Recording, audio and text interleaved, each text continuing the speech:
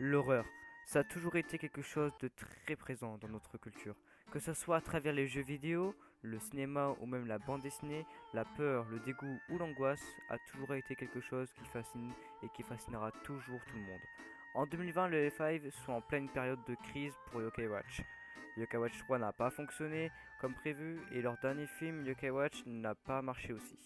Mais dans cette lancée, ils décident de recréer un nouveau jeu, donc c'est le Yokai Watch 4, où cette fois-ci le jeu devient un peu plus angoissant, mais avec Level 5 espère toucher un grand public plus large, plus mature, plus grand et un public qui aime bien l'horreur.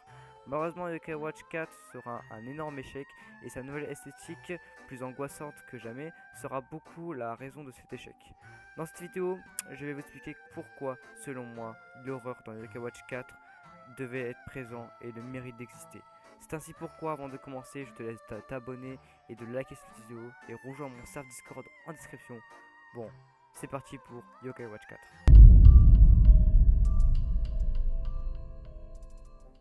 Le jeu commence avec Nathan, Whisper et Jibanyan. Cette fois-ci, si on est plusieurs années après le 1, on le remarque à la taille de Nathan qui a pas mal augmenté. Ce qui est assez marrant quand on lance pour la première fois Yokai Watch 4, c'est de retrouver nos décors des anciens jeux dans une 3D assez perturbante. Malgré tout, elle n'est pas si dérangeante que ça. Au contraire, elle nous plonge encore plus dans notre univers. Mais bref, on part retrouver à la mère de Nathan, elle nous demandera de lui ramener des courses. On se rend au tout pour tout d'à côté. Encore une fois, la 3D n'est pas si déplaisante que ça. Au tout pour tout, on y achète nos courses, mais soudainement Whisper semble envoûté. Il y a un terriblement faim, c'est l'heure de servir de la Yokai Watch. Pour la première fois, on découvre un grand appétit, celui qui est derrière l'envoûtement de Whisper.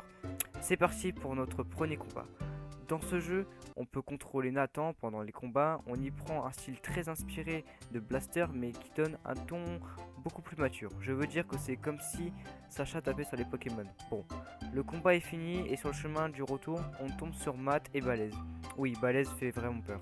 Après ça, on apporte nos courses à maman. Elle nous révèle que Kachi nous attend quelque part dehors. Connaissant Nathan, on fonce pour la retrouver, mais elle se sent bizarre. Normal, c'est le yokai Humanka qui se cachait derrière tout ça. La vraie Kachi est autre part et on va devoir la retrouver. Malheureusement, on tombe que sur des Humanka. Raison, on oblige et on enchaîne avec des combats. Après ça, Whisper nous parle d'un étrange rassemblement au Bingokai. On décide donc d'y aller et sur le chemin, on tombe sur Chauve qui peut. Elle nous donne sa médaille et nous explique les raisons de ce rassemblement. Et apparemment, il y aurait des objets très rares dans le Bingokai et ça explique cette amas de foule. On arrête devant et on fait la queue et 3 Baku sèment le bordel. Du coup, elle nous donne notre médaille et après ça, on tente nous aussi notre chance au Bingokai. Mais haha, on obtient seulement une clé. Nathan est déçu. Il est sur le point de retenter sa chance, mais d'autres yokai attendent juste derrière lui. À peine quelques minutes après l'obtention de sa clé, un chien fantôme sort de celle-ci. Et c'est notre premier phénomène paranormal de ce jeu. Il ne serait clairement pas le dernier. Sur ce chien nous mène jusqu'à une étrange porte. Celle-ci se met soudainement à s'ouvrir. Et cette horrible créature sort de la porte. Malgré tout, c'est comme si qu'on l'avait déjà vu, oui. C'est une version de l'alternative de Grand Papetti. À ce moment-là, on se pose 1000 questions. Mais qui est ce yokai terrifiant et pourquoi existe-t-il? C'est là qu'on rentre dans le côté mature et horrifique de Yokai Watch 4. On décide d'invoquer Jibanyan et on va combattre. Mais cette créature en combat est limite dérangeant, mais elle donne un aspect direct de ce que le jeu veut nous faire comprendre. Après le combat, ce grand papéti change en forme, il est toujours aussi flippant mais semble plus bienveillant.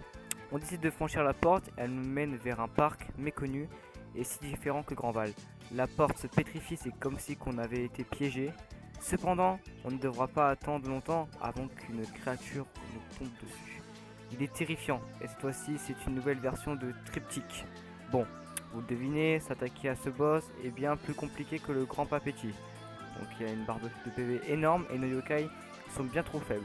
C'est comme si on avait déjà perdu d'avance. Heureusement qu'on est sauvé par 2 inconnus. Ils nous aident à terminer le combat. Bien joué, nous avons vaincu Triptyque. A la fin, cette fille nous repère notre Yokai Watch et elle nous révèle un secret bouleversant. Elle est notre fille. C'est comme ça que se termine le premier chapitre du jeu. Globalement, avec ce premier chapitre, on y apprend plusieurs choses assez intéressantes. Cette époque mystérieuse où on y rencontre Triptyque C'est le Grand Val du futur. Dans ce futur, Nathan a une fille avec une personne qu'on ne connaît pas encore. Mais s'il y a bien une chose qu'on sait, c'est que les yokai de ce futur sont maintenant des créatures tout droit sorties d'un film d'horreur. C'est la direction qu'a voulu prendre Level 5. Avec la sortie de ce quatrième opus, alors qu'est-ce qui fait défaut avec ce Yokai Watch 4? Ce premier chapitre qui au Japon était sorti pour l'occasion d'une démo du jeu nous donne pourtant envie d'en savoir plus, et bien pour moi le problème ne provient pas du jeu en lui-même. Par le passé, Yokai Watch, malgré sa cible très enfantine, a déjà plusieurs fois touché à l'horreur et le paranormal. On le constate avec le tunnel sans fin, ou encore le chemin brumeux, et le clown tueur dans Yokai Watch 3. Et une très forte inspiration aussi de Ghostbusters dans Yokai Watch Blaster. Donc dire que l'horreur ne colle pas avec la DA de Yokai Watch, en réalité serait complètement vous mentir. Yokai Watch, comme son nom l'indique, pioche son inspiration dans le folklore japonaise. Il parle de créatures fantomatiques, les yokai qui possèdent et tuent les gens, littéralement des humains. Les yokai de base sont loin de votre cap tout gentil qui vous demande seulement des concombres. Non, dans la mythologie, le cap aspire votre âme par les fesses. En gros, Yokai Watch 4 part sur une façon très maladroite, mais revient en quelque sorte aux sources des yokai. Ce sont vraiment des créatures réellement dangereuses, loin de notre McCracken des familles. On parle de vraiment ce qu'on pourrait limite sortir de l'univers de Lovecraft. Mais le réel problème de Yokai Watch 4, en réalité, il se trouve dans autre chose. L'univers étendu. Faut savoir que s'il y a bien un truc que les Five adorent faire et s'étendre leur univers avec des films, mangas ou séries animées. Tout ça ajoute de nouveaux décors et de nouveaux personnages. Vous me direz que Pokémon fait exactement la même chose. Mais contrairement à Yokai Watch, Pokémon, eux, se servent pas du tout de ça pour leur nouveau jeu. Et là, le problème de Yokai Watch 4, le jeu mélange beaucoup trop de concepts qui ne devraient pas littéralement pas avoir leur place. Je ne comprends pas pourquoi ne pas avoir créé quelque chose de nouveau et d'unique au jeu. Pourquoi ne pas avoir gardé Nathan en personnage principal, sachant que tout le monde s'en fout de Natsume ou de Thomas. Ils ont fait exactement la même chose et avec Ariane dans Yokai Watch 3, alors pourquoi recommencer? En résumé, le concept horrifique de voir plus mature de Yokai Watch 4 ne m'a pas vraiment déplu. Yokai Watch 4 tenait en réalité un très bon concept, un concept qui a été submergé par le placement des personnages issus de films ou produits dérivés, ce qui aujourd'hui causé la descente exemple de Yokai Watch 4. Mais bon bref, voilà, ma conclusion est Yokai Watch 4, s'il n'y aurait pas eu Natsume et Thomas, même d'autres personnages, et que serait gardé en vrai l'univers enfantin, bah pour moi aurait fonctionné Yokai Watch 4. Parce que, en vrai, tous les gens s'en foutent des yokai qui sont carrément terrifiés. À part ceux-là qui sont plus matures, plus grands, qui veulent ça. Mais on a quand même eu une génération où c'était que des enfants qui jouaient à Yokai Watch.